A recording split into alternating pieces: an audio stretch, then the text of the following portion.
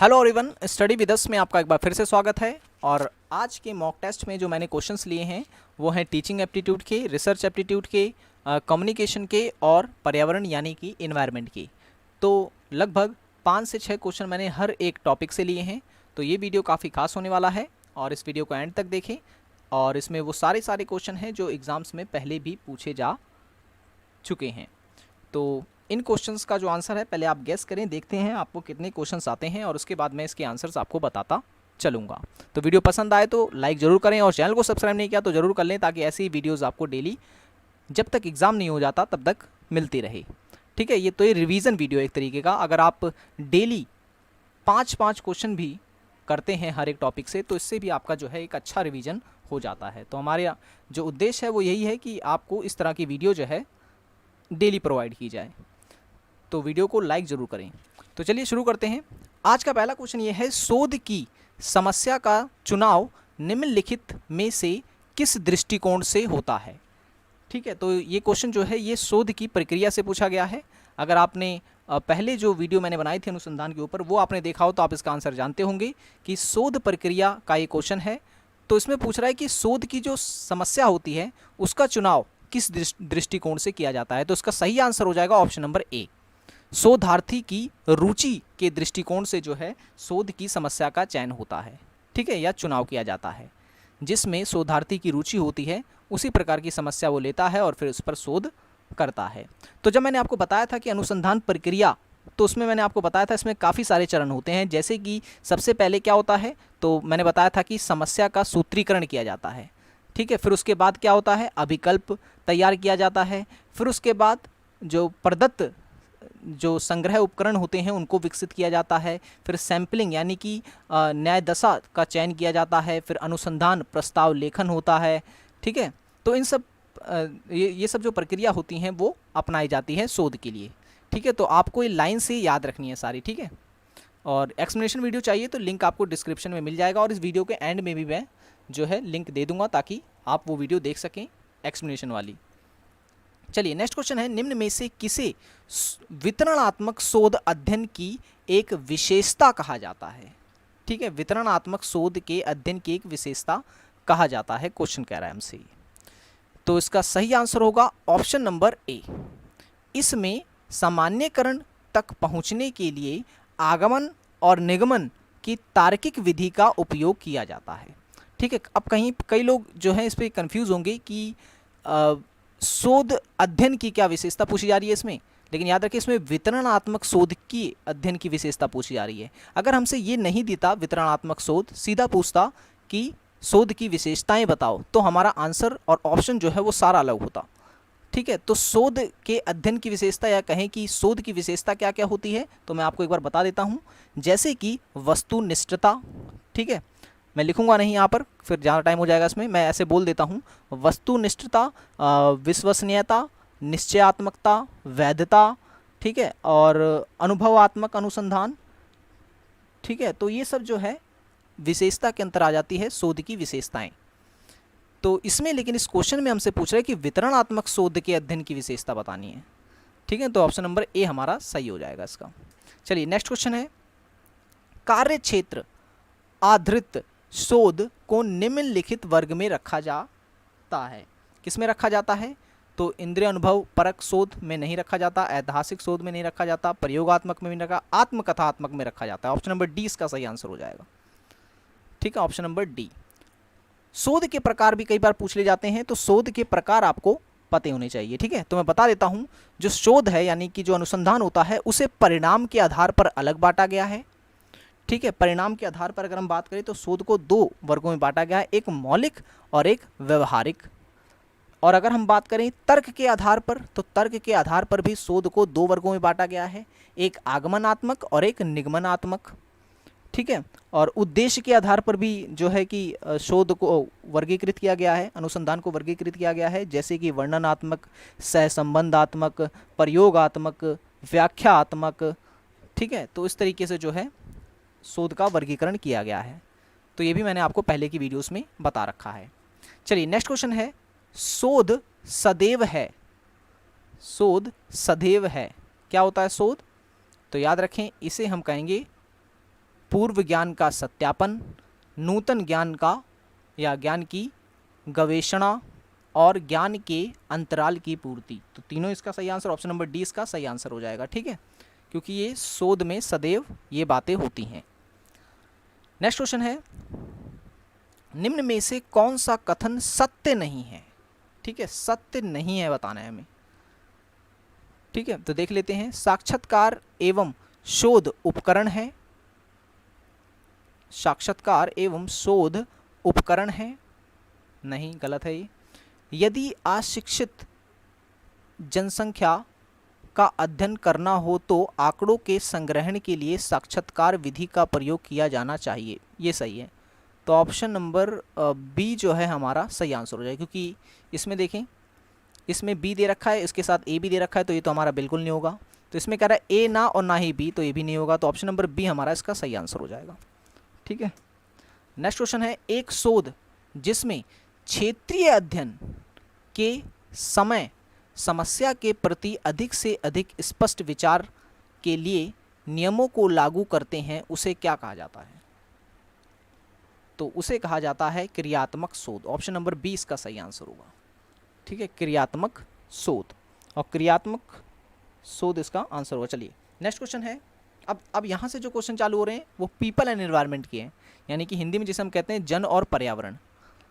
ठीक है, तो पहला क्वेश्चन देख लेते हैं, क्या दे रखा है कि निम्नलिखित में से शरीर के कौन से अंग की जोखिम के प्रारंभिक दौर के दौरान परमाणु विकिरण से प्रभावित होने की सबसे अधिक संभावना होती है? ठीक है ना, तो कौन सा शरीर का अंग होता है? तो इसका सही आंसर है ऑप्शन नंबर सी, अस्थि मज्जा, बोन्स मैरो। ठीक है, नेक्स्ट क्वेश्चन है, निम्नलिखित में से कौन सा शब्द कार्बन सिंक द्वारा प्रकृति से कार्बन डाइऑक्साइड को हटाने की घटना का वर्णन करने के लिए प्रयोग किया जाता है? तो इसका सही आंसर है ऑप्शन नंबर बी, बायो सेक्वेस्ट्रेशन। ठीक है, सेक्वेस्ट्रेशन, बायो सेक्वेस्ट्रेशन, ऑप्शन नंबर बी इसका सही आंसर है।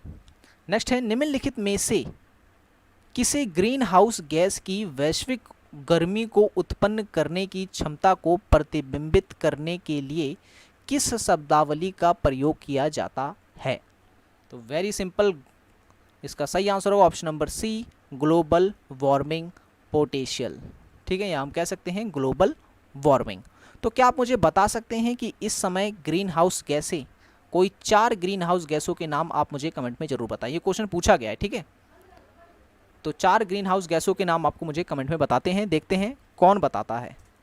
नेक्स्ट क्वेश्चन है, निम्नलिखित में से कौन सा जीवित जीव है जो वायु प्रदूषक या वायु प्रदूषण को इंगित करने के लिए एक संकेतक के रूप में कार्य करता है? तो इसका सही answer option number B, fungi यानी कि कवक।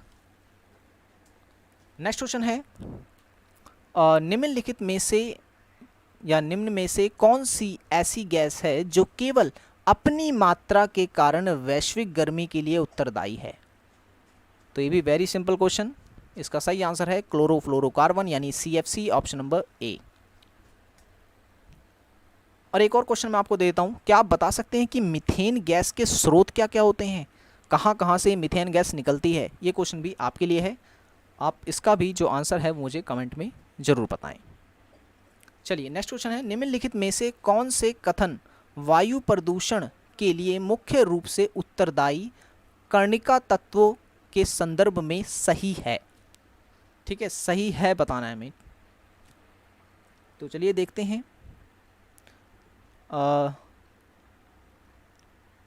यह मुख्य रूप से कोहरा है जो कि शीत ऋतु में होता है, बिल्कुल गलत। यह डीजल ईंधन के कारण उत्पन्न होता है, ये सही है। और यदि ऐसे प्रदूषण में लंबी अवधि तक रहा जाए तो यह श्वसन नली और फेफड़े की समस्या पैदा करता है, बिल्कुल सही। तो दूसरा, ऑप्शन नंबर बी हमारा सही आंसर होगा। दूसरा और तीसरा जो कथन है वो इसमें सही है। अब टीचिंग एप्टीट्यूड के क्वेश्चन आ गए। ठीक है, सारे के सारे अब जो क्वेश्चन आएंगे वो टीचिंग एप्टीट्यूड के होंगे। ठीक है, ओके, चलिए तो क्वेश्चन यहाँ पर है, निम्नलिखित कथनों में से कौन सा असत्य है पूछ रहा है इसमें। ठीक है, असत्य पूछा जा रहा है इसमें हमसे। तो देख लेते हैं कौन सा इसमें से आ सकते हैं। शिक्षा और शिक्षण एक ही अवधारणा है, पहले ही आ सकते हैं। ऑप्शन नंबर ए इसका मतलब सही आंसर हो जाएगा। उपयुक्त सही सभी सही है, नहीं, ऑप्शन नंबर ए जो है इसका सही आंसर होगा। शिक्षा और शिक्षण में अंतर है।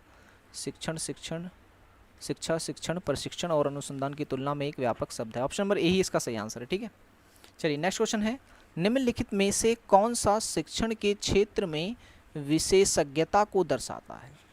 ठीक है, विशेषज्ञता को दर्शाता है बताना है हमें।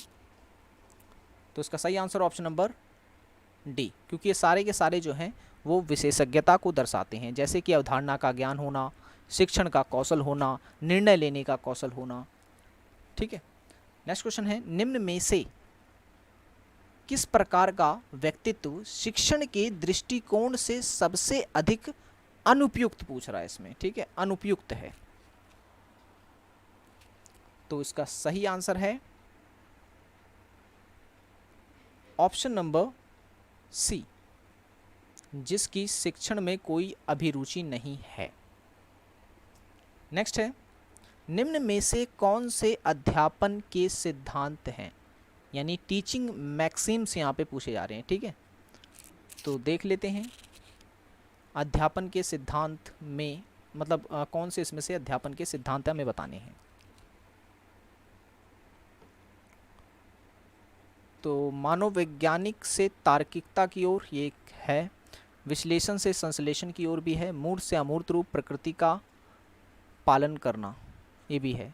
तो उसका सही आंसर हो जाएगा option number D, option number D, उपयुक्त सभी। चलिए नेक्स्ट क्वेश्चन है, निम्नलिखित में से कौन सा विश्लेषण के अर्थ को दर्शाता है या दर्शाते हैं। ठीक है, तो ऑप्शन देख लेते हैं, संघटक भाग में एक समस्या का हल ढूंढने की क्षमता, संघटक भागों का संयोजन करना, दोनों ए और बी या फिर उपयुक्त में से कोई नहीं। तो ऑप्शन ए इसका सही आंसर है, संघटक भाग में एक समस्या का हल की क्षमता। ठीक है, संघटक भाग में एक समस्या का हल ढूंढने की क्षमता। नेक्स्ट है, निम्न में से कौन से शब्द या कौन सा शब्द कक्षा शिक्षण में विषय वस्तु को सरल ढंग से प्रस्तुत करने के नियम के लिए प्रयुक्त किया जाता है। तो वो है शिक्षण सिद्धांत। ठीक है, शिक्षण सिद्धांत। ओके, अब जो क्वेश्चन आ रहे हैं वो है कम्युनिकेशन के यानी कि संप्रेषण की। तो चलिए करते हैं इन्हें भी सॉल्व। निम्न में से किस शब्द का प्रयोग संप्रेषण प्रक्रिया के दौरान संदेश को प्रतीकात्मक रूप से या रूप में परिवर्तित किए जाने के लिए किया जाता है। ठीक है, तो इसका सही आंसर है ऑप्शन नंबर बी, इनकोडिंग या कूट लेखन जिसे हम हिंदी में कहते हैं। नेक्स्ट है, एक व्यक्ति जब स्वयं को वर्णित करता है तो उसे क्या कहा जाता है। तो उसे कहा जाता है स्व अवधारणा। ठीक है, आत्मवाचन भी यहाँ पर जो है शब्द इस्तेमाल हो सकता था। ठीक है, स्व अवधारणा। नेक्स्ट है, निम्न में से कौन सा शब्द दो लोगों के बीच संदेश भेजना और प्राप्त करने के लिए प्रयुक्त होता है। आई होप कि ज़्यादातर लोगों को उसका आंसर आता होगा। तो इसका सही आंसर है ऑप्शन नंबर